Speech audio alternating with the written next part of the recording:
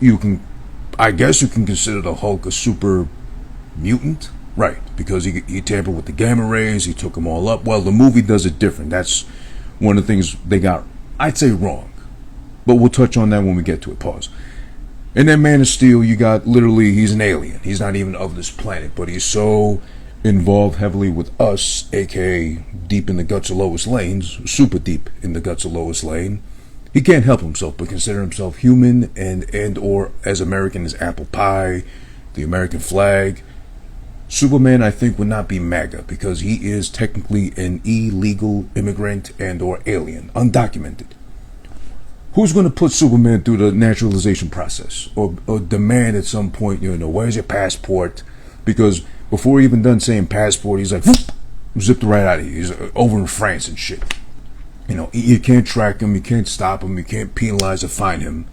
Superman, the ideal version of, the woke and or super, like, no pun intended, super fans of Superman would be like, no, he would stop at every checkpoint. Even to tiptoe into Canada, he'd like present a passport of some sorts, go through all the process and just to be, a good old American boy. But realistically speaking, would he or would he even bother? No, he'd probably just zip right by us. He'd probably be a super asshole. But that's neither here nor there. Now, back to the good. What are the good things about either or? I like to present first in my defense of both in this case. I will be defending both as best and as logically as I can. I like to say first, the leading ladies of both films. Let us not forget, first and foremost, Jennifer Connelly. Still looking as phenomenal as she can possibly, as she combats Father Time, because we all age, we all get old, and in my case, we lose our hair before we even hit anywhere near 40. That's neither here nor there. Jennifer Connelly, as you saw if you watched Top Gun Maverick, still a chef's kiss, piece of ass, and I don't mean to, minimalize her to just being a piece of ass, but what a beautiful woman, if I can even say that anymore without someone getting offended out there. But still, beautiful woman, holding on to her looks very well, firmly grasping onto it. But in 2003, 20 years ago, oh shit, oh my God, how do you even handle or function normally knowing that a human like Jennifer Connelly, with no superpowers, no mutant genes, no nothing, just one glance at her from those beautiful deep Hulk green eyes almost, that beautifully sculpted, etched together face by the hand of God himself, he just said, you know what, I'm going to clock back in early from lunch today. We got a Jennifer Connelly being made in the process. Just a little bit of time taken on her face. What a fucking face on her. And then when she was young in the 80s and the 90s, oh my God, she was the total package. She was a perfect embodiment of a brunette. There's no dispute. I haven't been a fan of blondes like that, except my girlfriend now. She's a bottle blonde, but she is a brunette deep at heart. And the curtains match the drapes if she ever let her hair just go dark color like she really is. But point is, Jennifer Connelly, very strong case to sit through patiently a majority of the Hulk. Hulk, 2003 at least. She's the reason he calms down, which, if I'm the Hulk, pretending of course, I need a better wig to even play that off, and a green filter on me, I'm calming down at the mere sight and or sniff of Jennifer Connelly's snatch anywhere near my vicinity. Let's be honest, let's be real. There's that. And you throw it over to Man of Steel 2013. Henry Cavill, whatever you fucking say his name, last name doesn't matter. He's got Amy Adams, who plays a redheaded Lois Lane. If memory serves me correct and or the lore is loyal to the subject matter, I believe Lois is far from loyal. I think we've seen her too many times with Batman and or, not Batman, what's his face, Bruce Wayne, and any other suitors, of course. Lois Lane, I believe she's always been a brunette as well. So now you got two combatant brunettes. If I had to choose, please don't make me choose. But since you can't really compare a brunette to a redhead, I don't know, they're kind of butt heads. Honestly, I'm taking Jennifer Connelly, that version of Betty Ross at least. But then you got Amy Adams, cute as a button, great fucking body underneath that all. You get a really good look at a body in American Hustle. That's the one. A real good glimpse of a body, short of her being naked, and I'm not sure if she was ever nude in any film whatsoever, but I need to do some further research, if you catch my drift, to catch a glimpse of Amy Adams. Now, has Jennifer Connelly ever been naked? I don't think so. That's a shame if she never was. If she was, then I need to do, again, further research to confirm and or, mark it off on a incognito tab at least. But you got that. I'd say one of the very strong cases to watch and sit through either or. Jennifer Connelly in Hulk 2003, a young, stunningly beautiful Jennifer Connelly. And you got Man of Steel 2013 with Amy Adams playing a beautiful, gorgeous to look at. How do you not want to stop all sorts of crime from creeping up or getting near her as Lois Lane and save the day? Swooping every time with your super speed and strength and ability to fly and shit. And at the end of the night, that's all there waiting for you. You might be halfway across the globe in Afghanistan, ripping heads off terrorists and or, putting an end to communism and shit. All within like 5 minutes, you're back home and you're nestled deep between the legs, the guts, whatever, of Amy Adams' Lois Lane.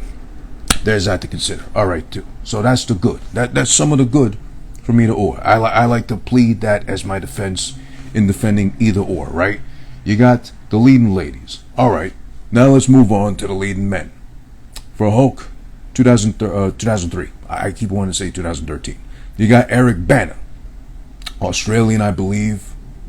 I'd say not a bad looking guy, pause. I would hate to think, though, however, the studio thought, hey, you know what? Simple goes hand in hand. Eric Bana and then Bruce Banner, right? Name association, they see it, they're like, oh, you know what? This guy's close enough to the actual source material, last name alone. I'm going to go check this out in 2003 and shit, because I got nothing better to do in June of 2003 but check out the Hulk on the big screen, which is very promising, at least from the posters and the build-up and the trailers, and of course Jennifer Connelly too, 20 years ago. I'd say overall his performance as Bruce Banner, well, of course he's Bruce Banner in the flesh, but then they kind of mold his face onto the Hulk when he turns green and shit. I wouldn't say it's bad. I'd say it's there. It's got a lot of promise. The overall movie, though, one of my biggest gripes with the movie is there's way too much, just like the Man of Steel, we'll touch on that too, pause, way too much build-up, a super mutant amount of build-up to what we know already about the story. So does Eric Bana do any justice to the character? I'd say for Bruce Banner, not Hulk, yes. He's there, he's competent, he's not a super pushover, he's not a total nerd, he's not a cuck like that either. But for some reason, he doesn't want to get involved like that with Betty Ross, Jennifer Connelly, which, what's wrong with you? But you must be super stupid as well. But he doesn't want to get involved. They are there together for a while before the movie tells us they kind of just split up right before we get like in depth with like him becoming the Hulk and shit too. He does a pretty good job. I like the way he looks and delivers everything performance-wise as far as his role is concerned with being Bruce Banner. It's convincing enough on his part. Is it great? No. Is it good to real good? I'd say somewhere between there, that area, per se. That's the Hulk end. Does he look like a Bruce Banner? I don't know. We haven't really ever defined, I think, a Bruce Banner, what a Bruce Banner would look like. But I'd say I'm not mad at how he looks portraying a Bruce Banner. So I'm not mad at that at all, his portrayal of it. In comparison now, we've got Henry Cavill, 2013 Man of Steel, right? When I read they casted him of all people, honestly, I didn't know who he was back when, but I wasn't mad because I was like, it's just a first glance. That's a good-looking man, pause, and he absolutely looks like what a modern-day, I guess, Superman would be like, because he's got the size, apparently, he's got the build. I think he put on some size too to play the role as well. And he's got the charm. Yeah, everybody remembers, of course, rest in peace, Christopher Reeves, the OG Superman of the films and such. Definitely had a Superman face, but even he had to bulk up to play the role because they didn't want him at first. Apparently, he was too scrawny and skinny, and they wanted him to wear, but they liked him so much they wanted him to wear like a bulked up costume version of Superman. But he said, no, it's okay. I'll go natty. I'll just eat some more. I'll lift some weights. You know, keep in mind the 70s or however long ago that was. And he did. He looked convincing enough. He had the height already, so all he had to do was add size to it. And he did good, you know. But, you know, let's be honest. After Superman 2 with Christopher Reeves, shit went downhill. 3's a joke, and let's not even talk about 4, to be honest. When I saw Henry Cavill, I was like, you know what? That's a Superman right there. There's no denying that shit. Again, very good looking man, as I mentioned, pause, so no denying that, no disputing that. But, you know what? It's like, come on. How do you really get mad? He can look convincingly enough as Superman in the suit, and then you got him as Clark Kent with, you know, too big and too tight of a suit to even like get a tie around his neck, and or glasses that probably just break when he starts to like grimace too much or whatever. I'd say with him, it was good to great. Really good to great casting, picking who's playing the part, and he has to be both, instead of, you know, in comparison to Eric Bana, who had to only be Bruce Banner. And I guess, you know, okay, yeah, he's there. They like draw, animate the Hulk around his physique and shit, so he's got to be the one to jump and or stunt double, whatever. But it's like, he did good to great, really good potential. I'd say Henry Cavill kind of outdid him with just the looks and the charm naturally, and the acting too. It was really good to great in his case. So performance-wise for both, I'd still say stick around, watch, you know, give it a chance because of them both. They're pretty good portrayals of each corresponding character. There is that. Now, we can also move on to another, I'd say still good point to bring up about each or. Hulk 2003, the movie story and premise. Alright, before you try to scream and yell at me in the comments and be like, they changed the story, it's not loyal to the source material, I know it's not. I know. Basically, Bruce Banner in the comics and or every version besides this version of Hulk in 2003, he was a scientist. He knew what he was doing. He saved, I think it was like a teenager, pushed him out the way and absorbed all the gamma radiation himself, and from there became the Hulk. So we know that. The movie, however, if you've watched it or you're not familiar, basically in this version, there's Nick Nolte playing David Banner, Bruce Banner's father, of course, who was the actual first scientist to tamper with like mutation and genetics and shit. He injected himself with some shit, I guess, to, in his mind, become a Hulk, or I think it was like the Super Soldier program, but he couldn't like fully flesh out the details or become who he envisioned himself being, like a Hulk. But right before, no, after he already injected himself with the shit and tampered with his own genetics, he had a baby with the wife, and she gave birth to Bruce, of course. Bruce was born with his genetics, so he was able to resist, of course, what inevitably became the whole little science lab mishap of where he pushed another guy out the way, took up all the gamma radiation, and because he already had like the genetics that were exposed to gamma, he was able to consume it fully, take it in, and then we got the 2003 version of Hulk. I'll be honest, and again, if you come from my head, well, you know what, it's okay, it's just a comment, and relax, it's just the internet. The internet's gonna internet. I don't completely hate how they dealt with it in the movie. It does seem more, to me, logistic, the way they did it in the movie. However, again, my main complaint with the movie, as we'll discuss with the bad, is that it takes too long to get to that point. It's too much build-up, and also the dialogue throughout the whole movie, Nick Nolte's, not so much Eric Bana's, even Jennifer Connelly sometimes too, or General Ross. It's all like too wordy, too like over dramatic to like really just come to terms with this guy got exposed to gamma radiation, he's a monster, don't get him angry, because then he goes on a rampage tearing up cities and everything possible, and especially Betty Ross's pussy if he ever dares to go inside as the Hulk full-fledged like that. So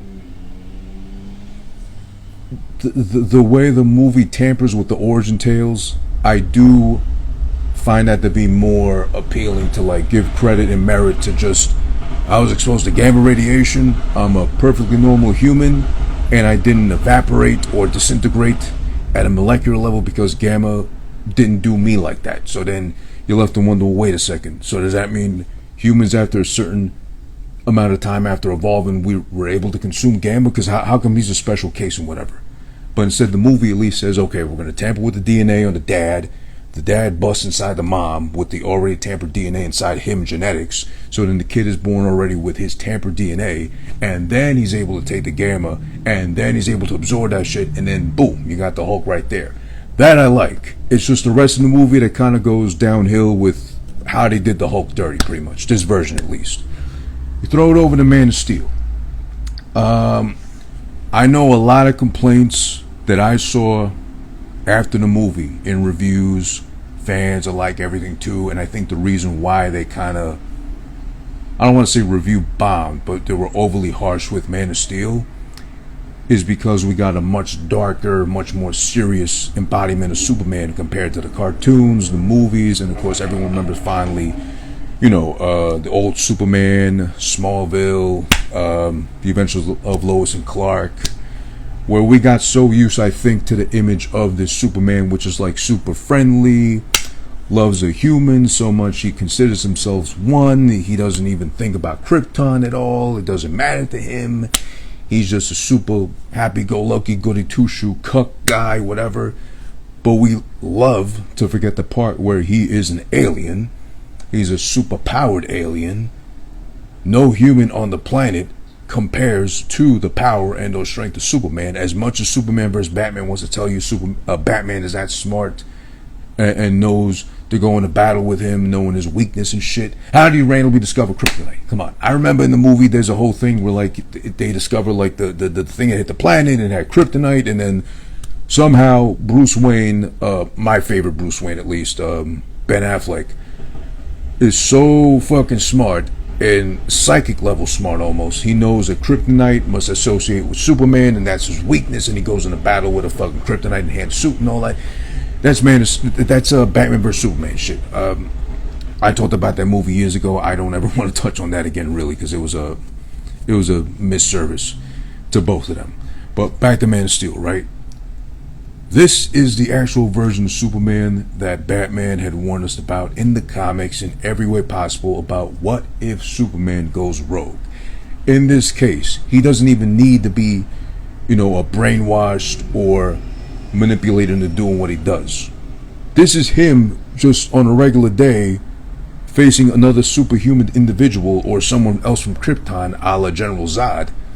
You saw what they did to the city. Listen, I know it's a fucking movie, it's not real, but I'm saying you saw what they did to the city. You saw the potential of how much destruction can be thrown at you with two superpowered alien individuals fighting in your city, or in this case Metropolis, destroying buildings with the greatest of ease. If they sneeze too hard, there goes the fucking bridge.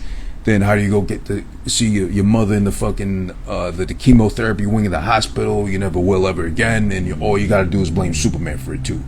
But then, you know, all the women are going to forgive him because of what they've done to the city, and all the men are going to be like jealous of Superman anyway, regardless, right? But again, the whole story and approach to it, there's a lot of build up to, you know, what happened to Krypton, the destruction of Krypton, how he came to the planet in the first place. And it's a much more serious approach overall to Superman, which I liked because also I didn't know, and it made much more sense after the facts. I didn't pay attention to the credits or nothing or the names on screen. But apparently Christopher Nolan wrote and produced for this version of Superman, Man of Steel. So I think that's also why we got the title of Man of Steel instead of like Superman 2013 or Superman Again, Superman One More Time, Superman Remix, or anything like that. So I think that was already an inclination enough. So obviously we know Christopher Nolan from the Dark Knight trilogy. So he had his hands deep in the mix of making this version of Superman possible. Hence why we got a darker, much more serious, and what I liked, a more, obviously not real, but realistic approach to Superman. And or his dilemmas, his dramas. Growing up as a kid with superpowers fully intact and aware of them too. I don't really know why the movie gets the hate it does. I do like the story. But also with that, we'll get to another part of a downfall of why the movie might get a lot of backlash like it does. Both of these movies get the backlash it does. And I'd say probably rightfully so. Only because, you know, I hate to nitpick, but there is stuff worthy enough of like pointing out about this, both films actually. Again, Hulk 2003, Man of Steel 2013. The last thing I'd like to defend about both, and I think where we're very, very harsh, especially in the case of 2003's Hulk with Eric Bana, is the special effects, graphics, visuals, whatever you want to call them. Alright. 2003, bear in mind, Marvel don't even have like full control of or able to oversee their characters, their entities like that. Hence why you got, you know, what was it? Sony had Spider-Man. We got, you know, the Sam Raimi trilogy. And Fox had their hands in the mix too with, I forget who exactly, but they had their portion of Marvel they had control over.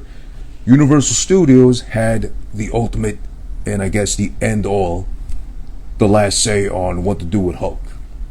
As I was reading more into it, it does make sense now. Universal Studios still has like a kind of control or majority stake in Hulk, the entity. So that's why we never got like a Hulk. Well, we did get already like two versions of Hulk. 2003 and then 2008 again with Edward Norton, which I didn't like that one too much, to be honest. I'm not a big fan of Edward Norton. I don't hate him, but I don't know, sometimes I kind of feel like he's a little overrated. That's just me though. But why we never got like a really good origin, detailed, fleshed out story like, you know, Captain America did, Iron Man did, and the rest of them did, was because Universal's apparently being real difficult to deal with and doesn't want to let the Hulk go like that. Or maybe Marvel's had like a good version of a Hulk origin story to do him justice, but Universal's like, no, we don't like this guy, we don't like this bit of detail, whatever. So again, because this is when Marvel and Universal had to like kind of play nice to make Hulk happen in the first place. We also got to remember, I think it might have been too soon to tell the story of the Hulk like this on the big screen. It's 2003. We're just like kind of freshly removed from, let's say, The Matrix or whatever else in that time was like really visual effects, green screen, post-production heavy with the visuals, right?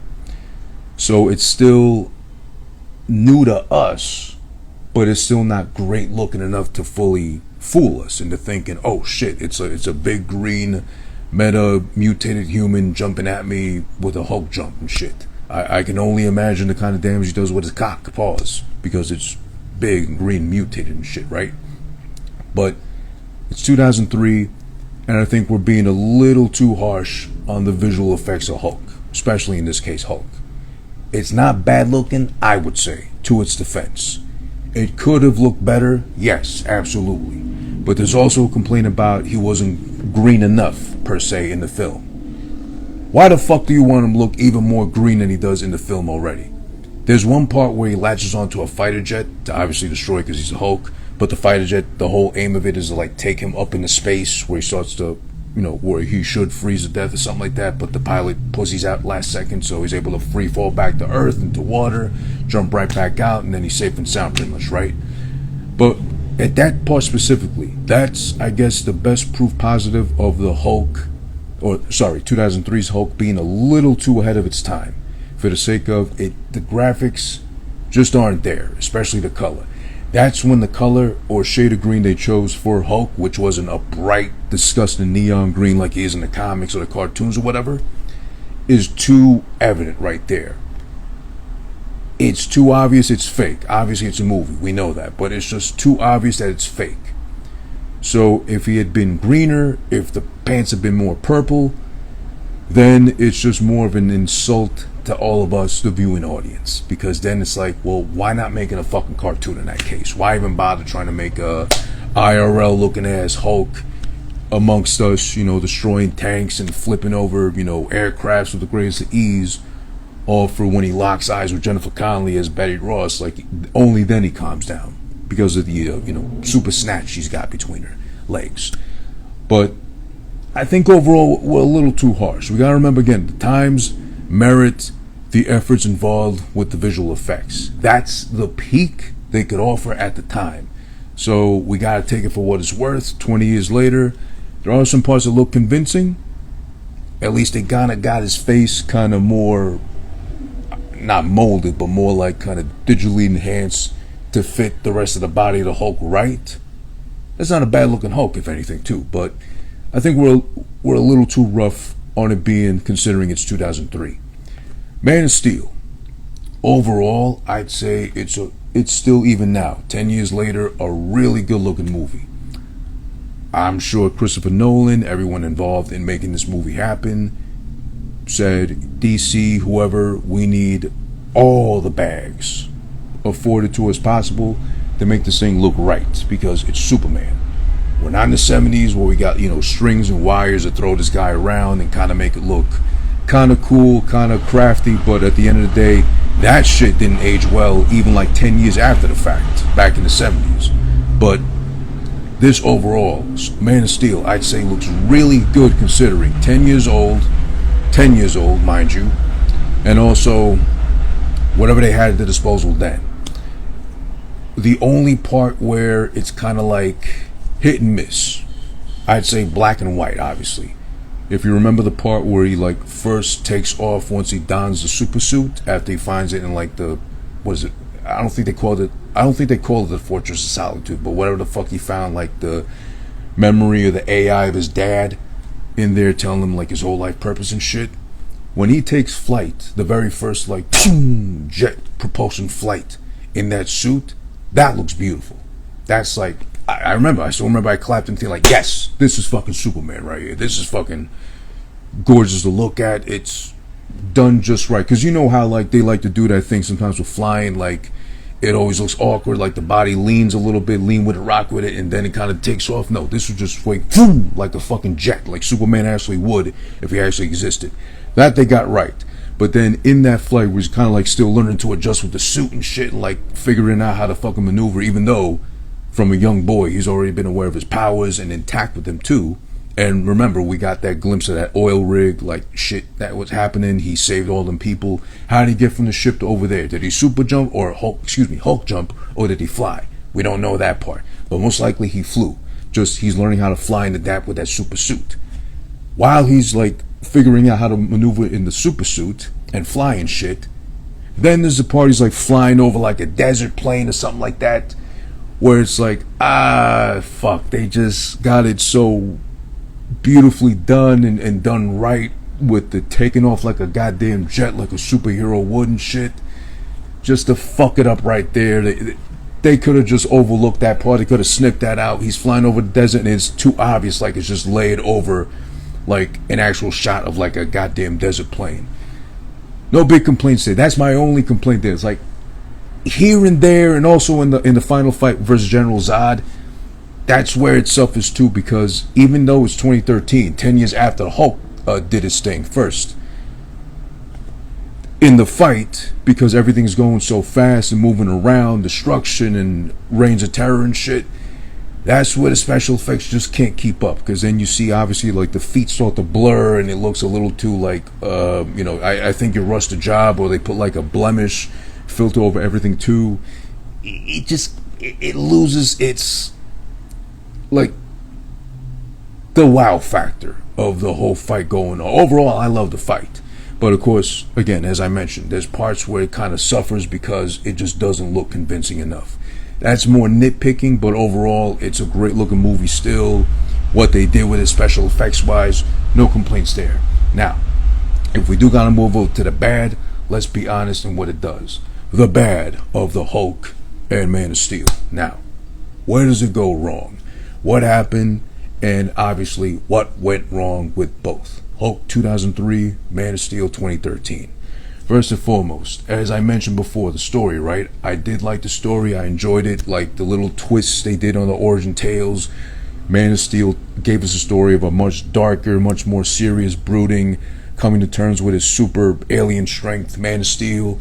And then Hulk 2003 gave us a father that already had like the Hulk potential genetics in him, and when he busts inside the Hulk's mother, they gave birth to Bruce Banner, who already had the mutant Hulk genetics in him. All he needed was the extra added touch of gamma radiation in the palm of his hands to become the Hulk versus the comics where he's just like random scientist working around gamma radiation, pushed someone aside. I'll handle this. Gamma radiation. Took it on, and then he became the Hulk. Honestly, again, I think it makes more sense in that case. But with Hulk, the story gets fucked around with too much, where it's like, shit. Then it becomes pretty much daddy issues, because then dad is locked away in prison for 30 years. Somehow he figures out, like a genius would, fresh out of prison, how to get a janitorial job at the lab where Bruce Banner is, to get in touch with his son and keep tabs on him, and just so he could become his ultimate lab experiment, his ultimate guinea pig, pretty much, right? With Hulk, it becomes a lot of daddy issues involved in the story, and it's a really, I'd say, like a emo kind of feeling, almost Hulk, where it's just merely glancing at Jennifer Connelly, as beautiful as she is, he calms down instantly. I think it's a little too much, because we know Hulk from the comics, from the cartoons, how we imagined him up until this point in 2003 to be like an uncontrollable monster. There's no way he's gonna calm down unless he just destroyed a whole fucking city and rip some heads off and tore through fighter jets and tanks, as he does in the film too. But it's almost like a little too easy to calm him down. And also Eric Bana, the guy that played Bruce Banner, no coincidence, that's when he does it's a little bit too I'm the Hulk kind of thing. Damn this curse upon me genetically and shit. And when he finds out everything from his dad, he's like super mad at him. He's like, kind of just, you treat me like a rat in a lab. Well, duh, you work in labs your whole life up until this point, stupid. So what do you expect? And then it's more like, if it ain't broke, don't fix it kind of thing. I think they could have kept it at, the gamma radiation, randomly one day an encounter with it, and that's enough to turn him into the Hulk.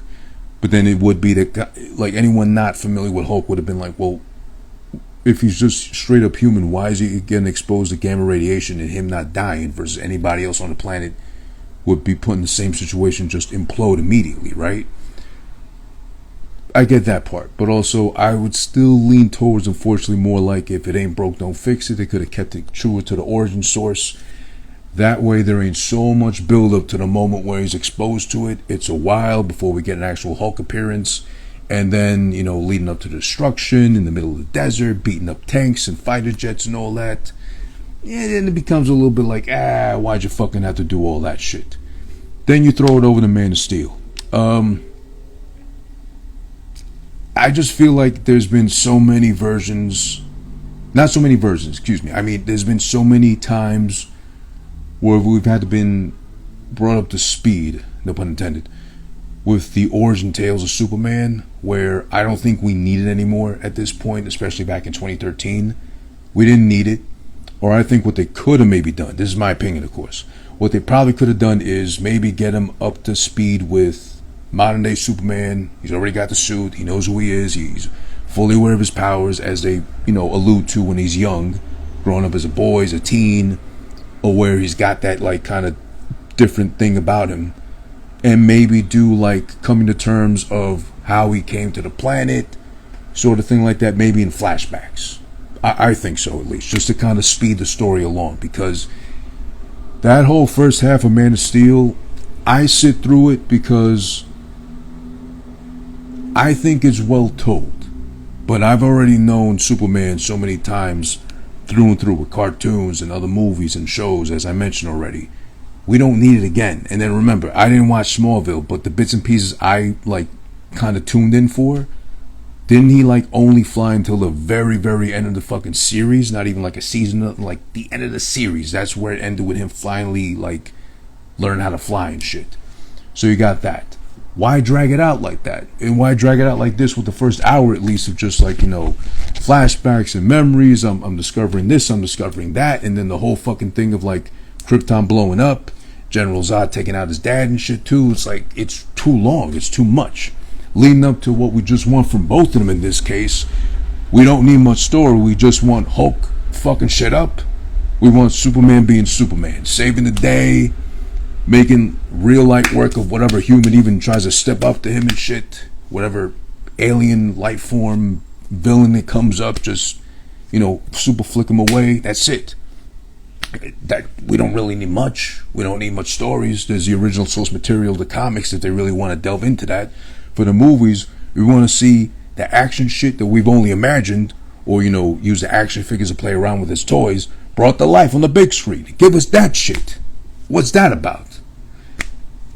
I mean, also, if you want to throw in briefly with the good, I'd say the action. You know, Hulk beating up the Hulk dogs, beating up the tanks in the desert, Hulk jumping to catch the fighter jets and the airplanes and wrecking San Francisco and shit.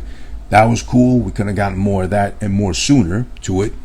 As well as Man of Steel. The whole last, 40-ish, 50-ish minutes, we finally get, you know, Metropolis going through a whole bunch of shit. Then we get the end boss battle with fucking General Zod, which is cool again. Just special effects are kind of here and there all over the place. I kind of ADHD with it, so not everything gets captured properly, but it's good enough. And then what else can we say about the good for it? Let's see. Besides the stories, they have potential. Yeah, we already said we're establishing the bad right now. We talked about the good. The bad. Both of them are too fucking long for their own good. The Hulk clocks in at 2 hours and 15 minutes. Too fucking long. And I hate that now it seems to be almost a norm with a lot of movies, superhero or not, to make shit like 2 hours minimum. We don't need that shit. I come from a time when I was younger. I wasn't impatient like that, but it always made sense to me for something to be like an hour and 30, an hour and 20 sometimes. Hour and 45 is like a good enough fleshed out story like that. But that is also when movies were more focused on being original, telling original stories, not remaking, redoing again, and or the superhero movies, which is right now just so it's too heavy with too many fucking movies going on all at once, and series and shows and whatever else too. That's besides the fact. But Hulk is way too long at 2 hours and 15 minutes. Just way too much. The Hulk, 2003's Hulk, I think could have easily been like an hour and 40 tops. Chop out most of the fucking build up. If they want to do the retelling of the origin story, okay, but there could have been less dialogue, less drama, less fucking remembering shit. Get to the point. Get the Hulk in the desert beating shit up, being a fucking menace to society pretty much as a mutant, and that's it. And then you got Man of Steel. That's 2 hours and 20 something minutes. Too long. Why? Why so long? Easy. Cut out. Take the first hour of fucking Man of Steel, chop it down to 30 minutes. 10 minutes, 7 minutes of fucking Krypton, Zod, Daddy's dead, now he's on Earth. Take out a lot of fucking flashbacks of him coming to terms with his powers and realizing he's super, but he's not a man yet, so he's Superboy, and he's Super Teen, and then Superman. And thanks to his human dad, he's like, you know, you're meant to be something special and different. Shouts to Kevin Costner, he did real good as a dad. And whatever else. So we get more of what we want from both. In an hour and 30, hour and 45, you really got to drag it out like that. Action, destruction. Somehow we justify it all because, you know, Bruce Banner at least is a super genius. He meant well, but, you know, gamma radiation. That just happened. And you got Clark Kent, Kal-El. Okay, super alien amongst us, saving our ass.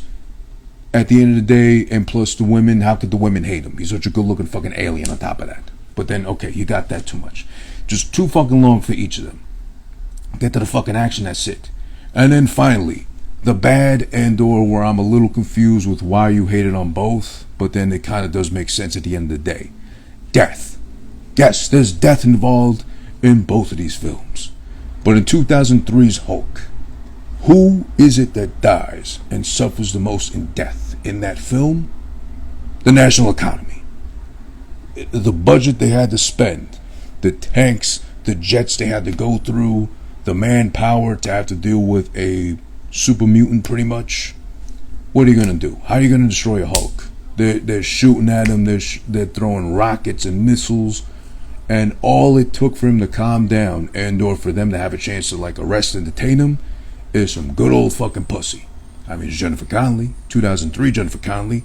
Who's not stopping dead in the tracks when all she's got to do is bat her pretty old eyes at you and just kind of smirk at you a little bit. That's enough to stop me in my fucking tracks, so I can't blame the Hulk in that case and or Bruce Banner, because surprise, surprise, I don't know how he didn't just bust through his fucking semi-purple, kind of dark bluish pants upon glancing at Jennifer Connelly. So there's that. He's absolutely killing the national budget. One man, one mutant alone has solely defunded the military. It's crazy. It's like every liberal, every woke person's dream. Defund the military. We don't need these assholes and shit. The Hulk did it back in 2003. So go fucking watch that story over and over again as much as you want to. You're blue in the face just to match your fucking blue hair, most likely. And then you got Superman, the controversy with Man of Steel. Why, oh why did he have to kill General Zod? Well, fucking listen. I wasn't mad at that at all. Was I shocked? Just like everybody else in the theater? Absolutely, I was shocked when he fucking snapped General Zod's neck. Absolutely. But here's the truth. And here's how you gotta understand why. And hopefully you'll better understand why he had to be as dramatic as he did and snapping the guy's neck. Listen, first off, Superman, like we established already, and Batman has made clear plenty of times in the Justice League, in other, embodiments of Superman and Batman coexisting, Superman is a threat if someone takes over his mind, because he's a goddamn alien. So we don't know the psyche of an alien. We're assuming because he's so loyal to us as a great nation. American is apple pie and baseball and the red, white, and blue and the stars on the flag, right? That's what Superman embodies. But what if, and as has been shown in cartoons and comics too, what if something takes over his fucking mind and turns him into a slave? Then he becomes a menace to society. What do we do in that case if we couldn't handle the Hulk in 2003 as shown in that version of that movie? All it took was some good fucking pussy, aka Jennifer Connelly in 2003, who's not stopping dead in the tracks for her, to calm him down. We got Lois Lane. But then you're Superman. You're an alien. How does that even work? Alien cock and human pussy. We don't even know ourselves, but the fucking memes and the jokes are nowadays, oh yeah, clapping alien cheeks as soon as they come down here, or the Pentagon, the U.S. government wants to reveal eventually that we've been harboring aliens all along. We just try to, you don't need to know everything. You don't know how to, you don't need to know how the sausage is made, pretty much, right? But Batman has always made that point clear. If Superman decides to just one day get tired of all of us and say fuck us all and just, fuck all our women to death, who's going to stop him, really? Who's there to stop him? Come on, there's really fucking nobody, right? And what was I saying? So yeah, when it comes to killing Zod, Zod is from his planet. Zod is of his people. He has the same amount of strength that Superman does. The only advantage Superman has is that he's adapted to Earth and its climate. So Zod just needs like a couple minutes to adapt, and then he's good to fucking go with Superman mano a mano, as he does throughout the fucking film, at the very end at least.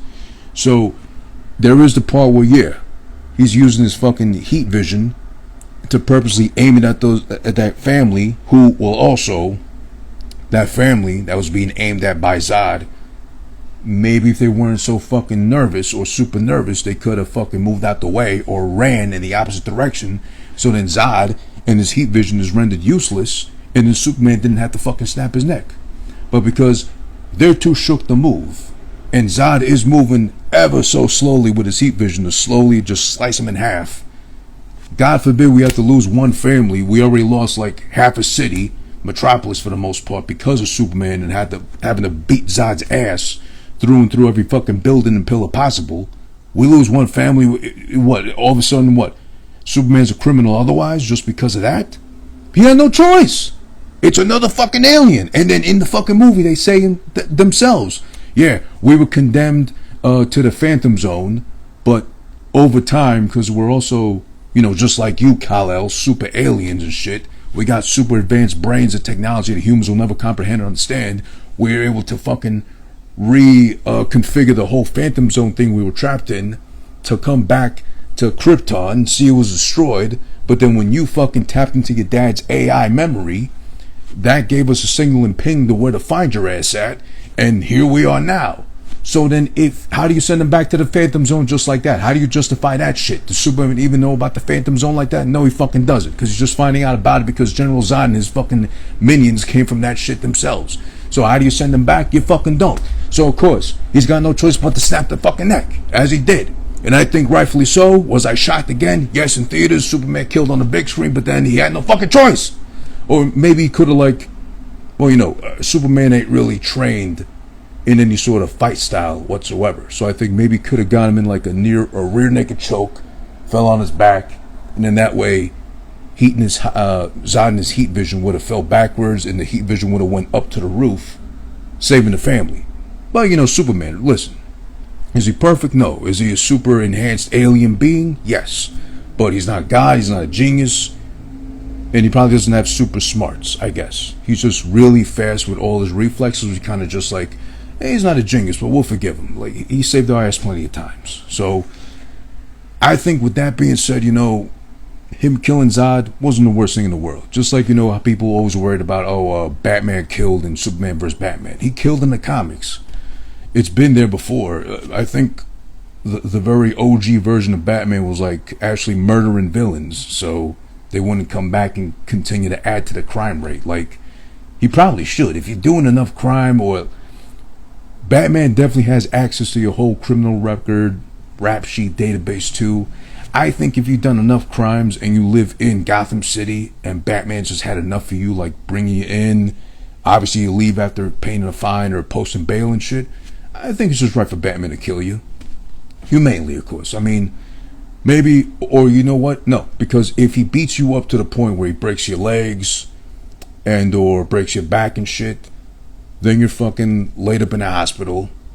You're taken away from my tax money or Gothamites' tax money to, fund your hospital bill, and you're in prison, in hospital prison on top of that too, so you're never getting out, or put you on a ventilator worse, because he destroyed you that much, Batman did. Now, I'd say in that case, just let Batman kill you.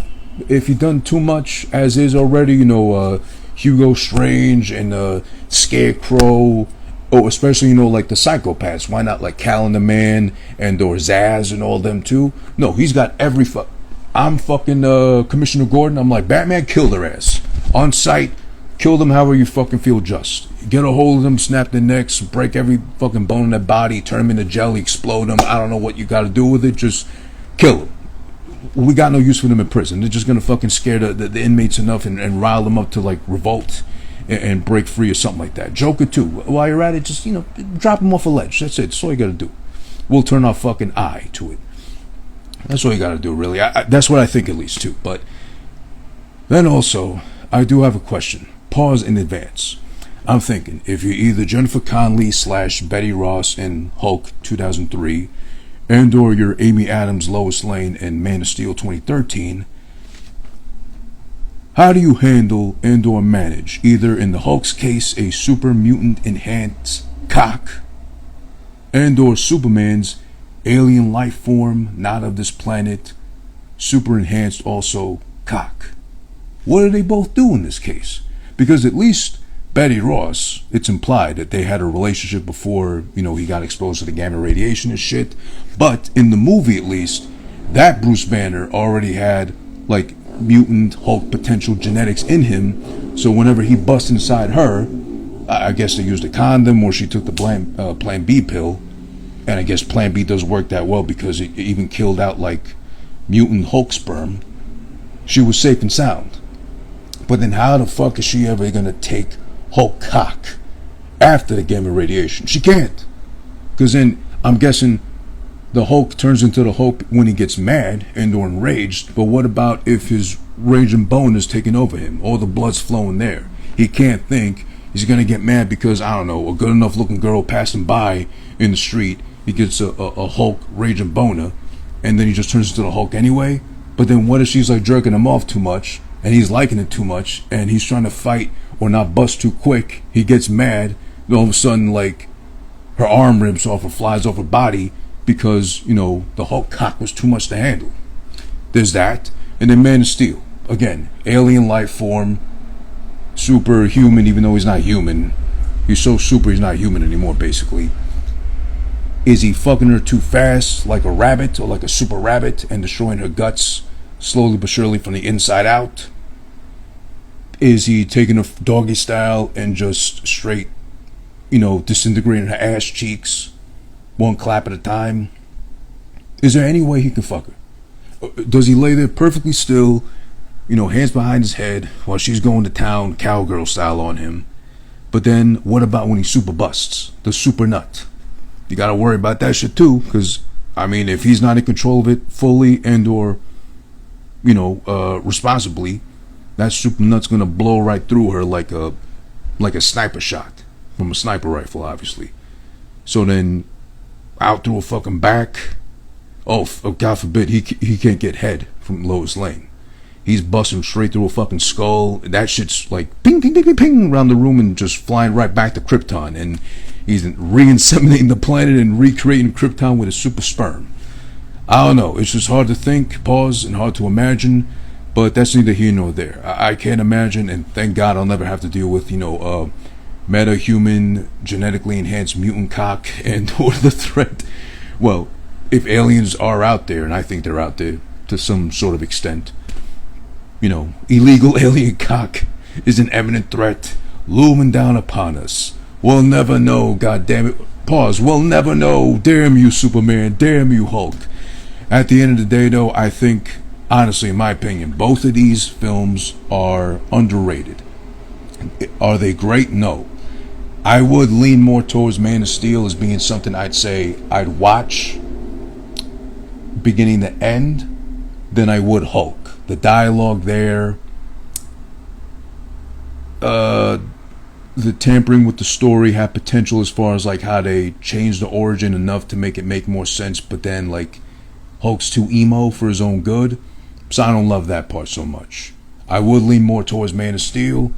That'd be my favorite of the two if I had to pick and choose, but I think both of them in general are severely underrated and picked on a little too much. Hulk for its special effects, rightfully so, some parts is not great. Man of Steel because we got a darker, more serious, more brooding, and or more realistic, I guess you could say, approach to Superman if he existed. Because Superman's got problems too. What, you think fucking life was perfect for Superman? A super alien, an illegal alien, undocumented, having to live amongst us to the point where finally he can display his superpowers and then we can finally accept him as is? Where's his green card? Where's his American citizenship? Where's his birth certificate? It doesn't exist, but we still accept him once we see the potential in him and or the potential threat he could become if we fuck with him too much. So we just let him be, and Lois Lane can handle all the sperm she can if she has to in his not so superhuman form, but at least without the suit. I don't know. Maybe he's got a hole through the suit in the front. I don't know. But then again, this suit does have a lot of super bulge to it too. They made sure not to fucking blur too much of that out, so you women out there, you can have all the fun you want to with that. Yo, it's over. Alright, it's over. It's over. Move the mic. Move the mic. Thank you. Alright.